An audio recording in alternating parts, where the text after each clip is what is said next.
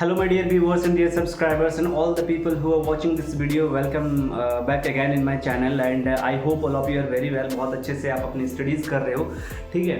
और आज की जो वीडियोस है बहुत ही ज़्यादा इंपॉर्टेंट होने वाली है और मैं हर वीडियोस में बोलता हूँ क्योंकि इंपॉर्टेंट वो हर वीडियोस होता है, लेकिन आज का वीडियोस और भी ज़्यादा इंपॉर्टेंट होने वाली है क्योंकि ऐसा कोई इंसान ही नहीं है जो कि इंग्लिश बोलना नहीं चाहता है, ठीक है। और ऐसा कोई इंसान नहीं है कि इंग्लिश बोलने के लिए ट्राई भी नहीं करता होगा, ऐसे तो बहुत सारे इंसान हैं, ठीक है। लेकिन एक्चुअल में होता है ना कि दो तरह के इंसान होते हैं। एक ऐसा सोचते हैं कि जो अपने लाइफ से डिमोटिवेट हो चुके होते हैं, ठीक है। उन्होंने ट्राई किया और कहीं ना कहीं उसके ट्राई में कहीं ना कहीं लैक ऑफ उनकी नॉलेजेस थी और अच्छा प्लेटफॉर्म ना मिलने की वजह से जो है अपने आप से वो डिमोटिवेट हो गया और उनको लगता है कि नहीं नहीं यार ये मेरे से नहीं होगा और ये ज़रूरत भी नहीं है, ये टोटली क्या है, डिमोटिवेटेड है, ठीक है। तो एक्चुअल में अगर सही बात मैं बताने वाला हूँ, ठीक है, सही बात अगर बताऊँ तो थोड़ी सी कड़वी लगेगी क्योंकि सच तो थोड़ा सा कड़वा होता है। और जैसे इंग्लिश की जो इम्पोर्टेंस है, इंग्लिश लैंग्वेज की जो इम्पोर्टेंस है, ये पूरा ग्लोबल हो चुका है और जो चीज़ ग्लोबल लैंग्वेज होता है वो जो है वही चीज़ आपको बता देता है कि आपके पर्सनैलिटी किस टाइप की है, ठीक है। आपको पर्सनैलिटी अपना अगर बिल्डअप करना होता है तो इंग्लिश तो भाई आपको नॉलेज रखना होगा, इससे कोई भी जो है शॉर्टकट नहीं है कि आप बिना इंग्लिश जाने आप अपने पर्सनैलिटी को बिल्डअप कर सकते हो, ठीक है। तो चलो ये तो हो गई बात, आपको इम्पोर्टेंस इंग्लिश की आनी चाहिए, ठीक है, और समझनी चाहिए। और सबसे इम्पोर्टेंट बात यह है कि इंग्लिश को जो है एक प्रायोरिटी बेस पे हमको स्टडी करना होता है। प्रायोरिटी बेस पे जैसे कि आपको एग्जाम्स भी बहुत अच्छे से जाए, आपका कम्युनिकेशन स्किल्स बहुत अच्छे से हो, ठीक है, आपका इंटरव्यूज़ बहुत अच्छे से हो, ठीक है। सारी चीज़ों को देख के किन किन जगह पे आप इनको जिक्र करोगे, ठीक है, सभी चीज़ों पे इंग्लिश का बहुत ही ज़्यादा ठप्पा लगा हुआ है, ठीक है। इसलिए इंग्लिश को हमको छोड़ना नहीं है, ठीक है। और देखो आज के जो वीडियोज़ है ना ये बहुत ही ज़्यादा इंपॉर्टेंट होने वाला है क्योंकि जैसे हम लोग ट्राई करते हैं, बहुत कोई इंग्लिश बोलना ट्राई करता है, ठीक है। ट्राई करते करते कभी कभी क्या होता है कि वो जो है अटकने लगता है। अटकने क्यों लगता है? क्योंकि वो जो है इंग्लिश के सेंटेंसेस या फिर वर्ड्स को जो है फ्रेम करते करते वो अटक जाता है या फिर वर्ड्स को कनेक्ट करते करते वो अटक जाता है, सेंटेंस का फ्रेमिंग नहीं कर पाता जिसकी वजह से वो अटक जाता है। और सबसे ज़्यादा इंपॉर्टेंट है वर्ब। अगर आपके पास वर्ब्स का स्टोरेज नहीं है, वोकैबुलरी के आपके पास स्टोरेज नहीं है तो फिर आपको बोलने में बहुत ज़्यादा दिक्कत होगा, बहुत ज़्यादा हेजिटेशन होगी। और उन चीज़ों का एकमात्र उपाय यही है, सोल्यूशन यही है कि आपको वर्ब्स के स्टोरेज को, कैपेसिटीज़ को और ज़्यादा बढ़ाने होंगे, ठीक है, इम्प्रूव करने होंगे, ठीक है। और देखो सब्जेक्ट वर्ब यही होता है हमारा कम्युनिकेशन स्किल्स को इम्प्रूव करने के लिए। सब्जेक्ट तो हो जाएगा भाई, सब्जेक्ट दो चीज़ के कॉम्बिनेशन से होता है, एक नाउन और एक होता है प्रोनाउन, ठीक है। और वर्ब क्या होता है, और वर्ब को ही आज हम लोग जो है, आज मैं आपको बताने वाला हूँ इंपॉर्टेंट 15 वर्ब्स जो आपके डेली लाइफ में यूज होता है और रोज रोज वो चीज़ होने के बावजूद भी आप उसको नज़रअंदाज करते हैं आप, ठीक है। इसलिए 15 वर्ब्स को आज हम लोग क्लियर करेंगे क्योंकि बहुत ऐसे तो 100+ में वर्ब्स आपको बताने वाला हूँ, लेकिन आज के इस वीडियो में 15 वर्ब्स मैं लेकर आ रहा हूँ, ठीक है। वीडियो को लास्ट तक देखो, उन 15 वर्ब्स कितने ज़्यादा इंपॉर्टेंट है और कितने ज़्यादा आपके लाइफ में वो कैरी करता है, ठीक है। चलो let's watch the video till the last.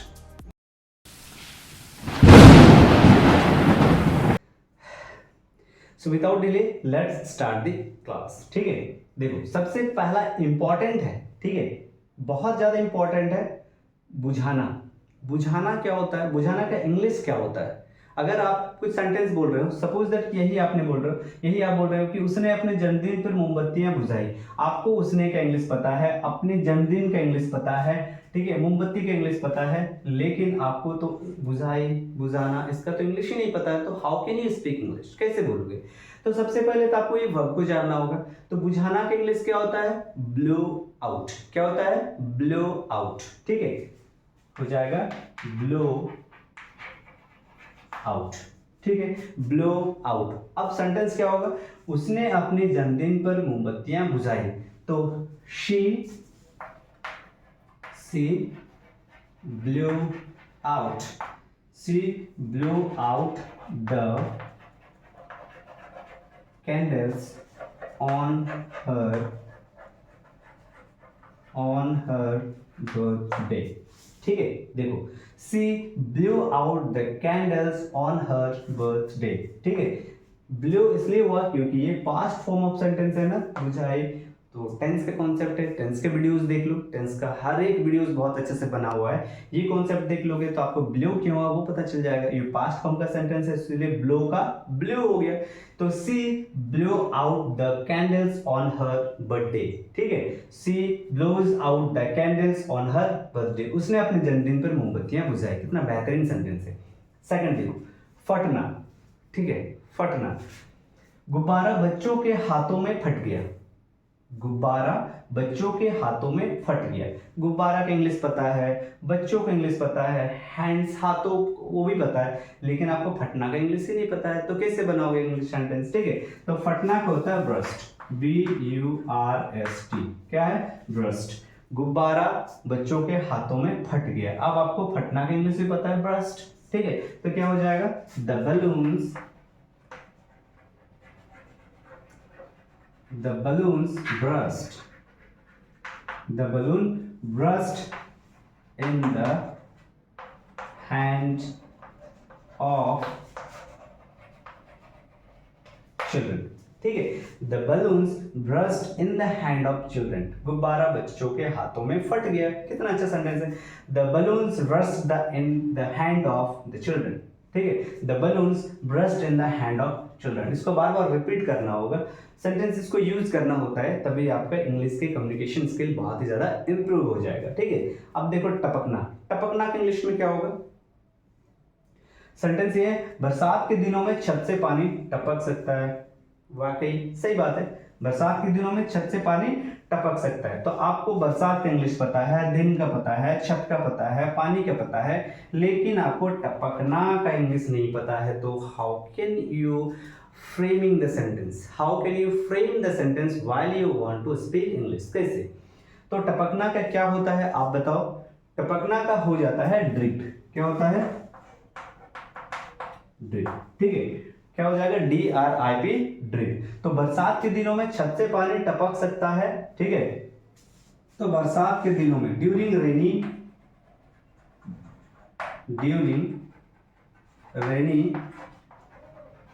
days, during rainy days water can drip from the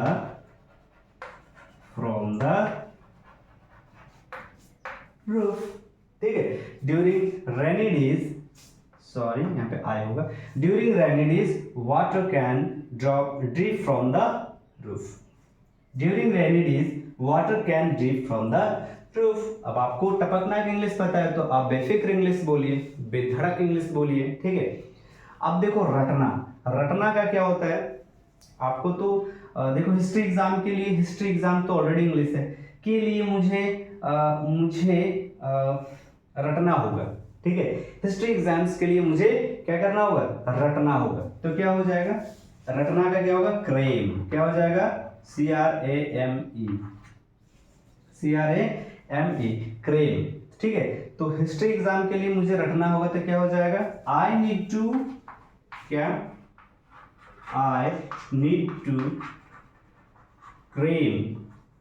to cram for my कौन से एग्जाम, हिस्ट्री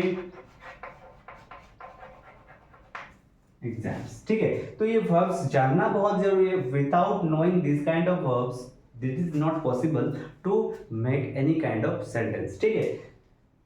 देखो, she blew out the candles on her birthday, the balloons burst in the hand of children, during rainy days water can drip from the roof, और I need to cram for my history exams, ठीक है। Next है चिल्लाना। चिल्लाना का क्या होता है ये जानना है, क्योंकि लेट घर आने पर मुझ पर चिल्लाई, तो लेट घर आना ये सब इंग्लिश मुझे पता है। चिल्लाना एक वर्ब है जो कि मुझे नहीं पता है कि उसका इंग्लिश क्या होता है। तो चिल्लाना का क्या होता है, देखो, टू शाउट और टू येल, ठीक है। ये यूज कर सकते हैं, या तो टू शाउट यूज करो या फिर टू येल यूज करो, ठीक है। तो पहला है चिल्ला, लेट घर आने पर मुझ पर चिल्लाई, क्या हो जाएगा, she shouted me for coming home late। ठीक है, she shouted me for coming home late। Late आने पर मुझ पर चिल्लाई। अब देखो नीचे झुकना, वह बड़े सम्मान के साथ अपने गुरु के सामने झुका। ठीक है, तो बड़े सम्मान के साथ तो बड़े सम्मान का तो पता है, ये ग्रेट रिस्पेक्ट होता है, साथ का पता है, गुरु का पता है, सब चीज पता है, लेकिन हमको ये नहीं पता है कि नीचे झुकना का क्या होता है। ठीक है, नीचे झुकना क्या होता है, अगर ये पता हो गया तो सेंटेंस आप तो ऐसे भी फ्रेम कर रहे हो। तो नीचे झुकना क्या होता है, बो डाउन। क्या होता है, बो डाउन। ठीक है, तो he bowed down, he bowed down before, he bowed down before the teacher, before the teacher with क्या, बड़े सम्मान के साथ, great respect। ठीक है, देखो he bowed down before the teacher with great respect। तो देखो बोट डाउन तो बड़े सम्मान के साथ, बिफोर यहाँ पे इसलिए यूज हुआ क्योंकि सर बिफोर का मतलब तो पहले भी होता है, तो बिफोर का मतलब पहले तो होता है, लेकिन बिफोर का मतलब सामने भी होता है। ठीक है, तो इसलिए यहाँ पर हो गया use before. He bowed down before the teacher with great respect, he bowed down before the teacher with great respect। ठीक है, चलो अब सेवेंथ वर्ब क्या है, भिंगाना। भिंगाना का इंग्लिश क्या होता है, पहले सेंटेंस देख लेते हैं। बच्चों ने एक दूसरे को पानी में भिंगा दिया। बच्चों ने एक दूसरे को पानी में भिंगा दिया। इसको छोड़ के सारी चीज का इंग्लिश हमको पता है। तो भिंगाना का क्या होता है, ड्रेंच। क्या होता है, ड्रेंच। तो ड्रेंच, बच्चों ने एक दूसरे को भिंगा दिया। The children drench, the children drenched with each other in water। the children drenched each other with each other होगा ना, मिस्टेक हो गया, sorry, with each other in the water। the children drenched with each other in the water। चलो, खिलाना, उसने अपने बच्चों को सुबह नाश्ता खिलाया। उसने अपने बच्चों को सुबह नाश्ता खिलाया। खिलाना का क्या होता है, खिलाना का होता है फीड, सॉरी FEED, फीड। तो उसने, ही पास्ट है ना, खिलाया तो हो जाएगा फीड का फेड। ठीक है, he fed his children breakfast in the, कब खिलाया, सुबह खिलाया, in the morning।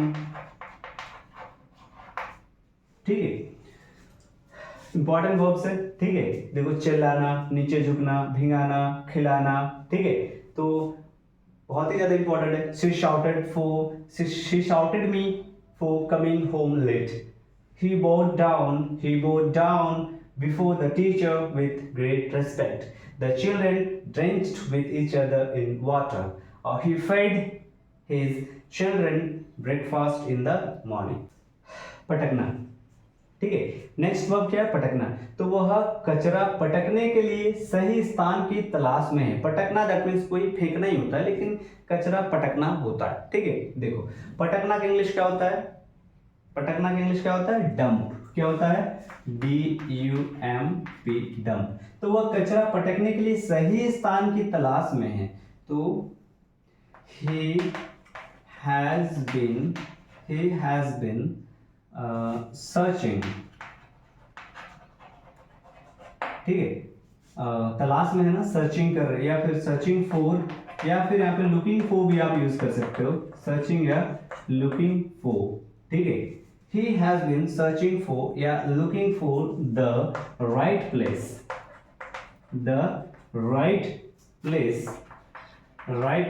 to dump the trash, TRASH, trash। trash मतलब क्या होता है, कचरा, ठीक है। और डंप मतलब होता है पटकना, फेंकना। तो he has been searching for या looking for the right place to dump the trash, ठीक है।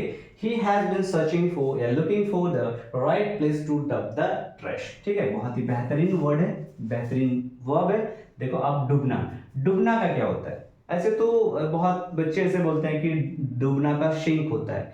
तो माय डियर स्टूडेंट्स, डूबना का सिंक तभी होगा जब वो नॉन लिविंग थिंग्स होगा, ठीक है। नॉन लिविंग थिंग्स होगा, जैसे कोई लकड़ी का गत्ता डूब रहा है, ठीक है, या फिर कोई टेबल डूब रहा है, या फिर कोई जग डूब रहा है, तो वो क्या हो जाएगा?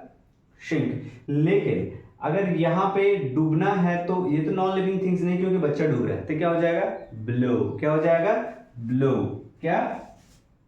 सॉरी ड्रॉन, DROWN, ड्रॉन, ठीक है। तो बच्चा खेलते समय नदी में डूब गया, तो ड्रॉन क्या हो जाएगा? डूबना। तो that boy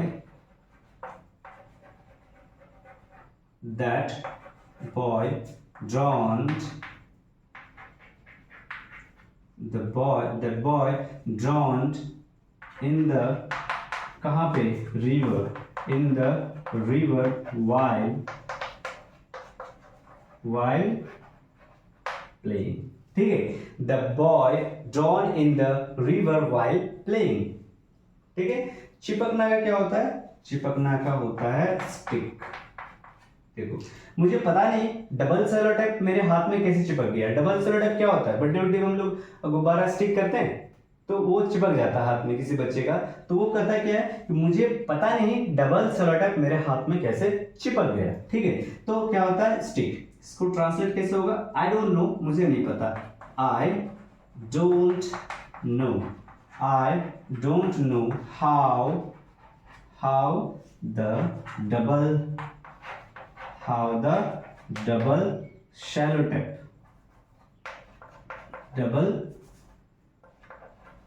double shallow tap क्या? स्टिक का वर्ब टू क्या होगा? पास्ट फॉर्म से verb stuck, STUCK, stuck in my hand, stuck in my hand, ठीक है। तो इंपॉर्टेंट वर्ब्स है डंप, ड्रॉन, स्टिक, ये सारा इंपॉर्टेंट है, ठीक है। तो दिस काइंड ऑफ वर्ब्स को आपको जो है लर्न करना होता है, और according to the sentences we use this kind of verbs and we can improve our communication skills, our speaking skills, ठीक है। तो आज के वीडियो में इतने ही रखते हैं। नेक्स्ट वीडियो में और भी इंपॉर्टेंट वर्ब्स लेके आने वाला हूँ, ठीक है। और वीडियो को देखो बहुत अच्छे तरीके से, क्योंकि आपको सीखना है, ठीक है। क्योंकि ये बहुत अच्छा प्लेटफॉर्म है जहाँ पर आप इंग्लिश के सभी चीज़ों को आप सीख सकते हो, चाहे आप एग्जाम्स की प्रिपरेशन कर रहे हो, चाहे आप कम्युनिकेशन स्किल्स को आप डेवलप करना चाहते हो, चाहे आप इंटरव्यू में फेस करना चाहते हो, चाहे आप सेंटेंस का फ्रेमिंग सीख रहे हो या फिर वर्ब सीख रहे हो, everything here is the solution. सारे चीज़ों के यहाँ पे सॉल्यूशन है, ठीक है। हर वीडियोस को देखो अच्छा से, ठीक है। चलो मिलते हैं नेक्स्ट वीडियो पे, बाय बाय।